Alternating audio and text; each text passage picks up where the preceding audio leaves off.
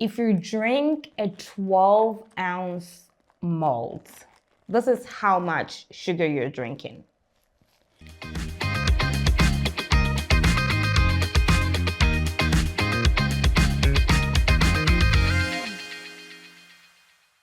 Hello everyone, you're tuned in to Dine and Talk with Abby.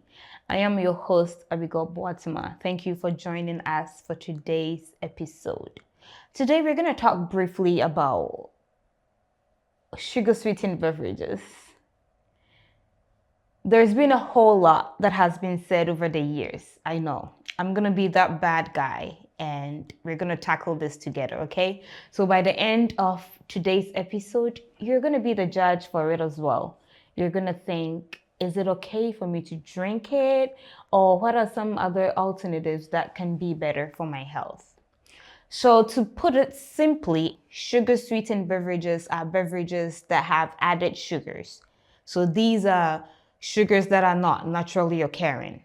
So when I say naturally occurring, that will be sugars found in fruits and vegetables. So if you see a beverage that says 100% fruit juice and it has no added sugar, then I know that is a naturally occurring sugar. However, when you're looking at the food label and you're looking at the beverage and you see added sugar, then you know that it is a sugar-sweetened beverage.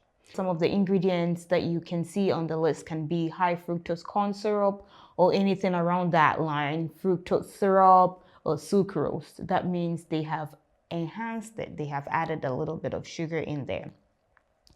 There's been a whole lot that have been said about what they do to our health. And one of the things that come to mind without us even going too technical is how much calories they're in there. And this is what I always say, let us not drink our calories. Food is good. And already we're getting so much calories from food. And, we struggle with our weight. We have so many weight issues. We want to be at the right weight. So then I really don't see the need for us to be drinking too much sugar-sweetened beverages, which also have calories added to it. So then on top of the foods and all the other things that we're having, the snacks and everything that we're having, now we're drinking our calories as well. So that is one of the reasons why I personally am not a fan of sugar-sweetened beverages. But I have a guest today. You know how I do it. So let me introduce you to my first guest for the day, okay? Bear with me. Ta-da! So this is my guest for today, one of my guests for today. So what you see me holding here is a pack of sugar. Well, to be precise, this is 36 grams of sugar. And you know how as Ghanaians, we love our Malta Goya, we love our Malta drink, our malt. So if you drink a 12-ounce malt, this is how much sugar you're drinking. So look at it. If you as an individual, you're able to gulp this sugar in a sitting, I'll say that's fine. Go ahead and drink that. But if you feel like that is too much sugar for you, I guess that this can be one of the reasons why you would want to limit sugar-sweetened beverages. So if you're drinking a 12-ounce Malta Goya, this is how much sugar you're getting. Okay, now let's see our second guest. Ta-da! This is our regular 12-ounce Coke or your 12-ounce Fanta. So as you can see on the picture on the screen, this is how much sugar you get when you drink your 12-ounce of sugar. Your 12-ounce of Coke and Fanta. This is 39 grams of sugar. So yeah, I know it's hard. It's hard. So let it sink in a little bit. I'm gonna allow y'all to breathe on it. Okay, let it sink in a little bit. And I have two more. This is your regular Gatorade. So the regular 20 ounce Gatorade, the standard beverage. This gives you 34 grams of sugar. So I know it get hot, and then after you're out there, you know, you do all your activities, your sports, you run, and you feel like you need some electrolytes, you need some water just to stay hydrated. Your go-to is Gatorade. So this summer, as you pick that Gatorade water, I just need you to look at the sugar you're also gonna be drinking and rethink that drink.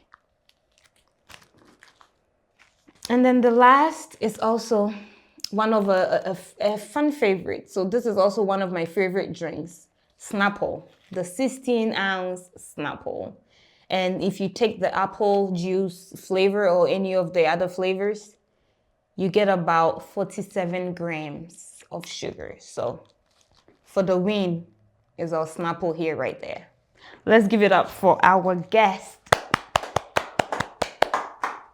Okay. So with everything that I've said now, let's dive into some of the health effects or the health complications that are known to be associated with high intake of sugar-sweetened beverages. So first, cavities, of course. We know where the cavities are coming from, sugar. So there is too much sugars, and this is causing too much cavities for these little kids. So if you have a child at home and you're watching me and you feel like you really do need to provide them with the drinks, I'm not saying, you know, like just completely stop giving them these drinks, but I say let's be a little cautious. You can dilute the drinks that they're having. You do 50%, 50 water, 50 juice, and then just mix it up, and maybe at least twice or 3 times a week for starters, and then limit as much as you can. And if you have a kid that you have not yet introduced to juice or any drink, I say it stay that way for a little bit long. Okay, so some health complications associated with it also can be obesity, right? Because you're getting that calories, and where calories go too much, you're getting obese. So with obesity come other complications. You know, there is heart diseases, there is diabetes, there is a whole plethora of diseases. So this summer, I want all of us to rethink our drink.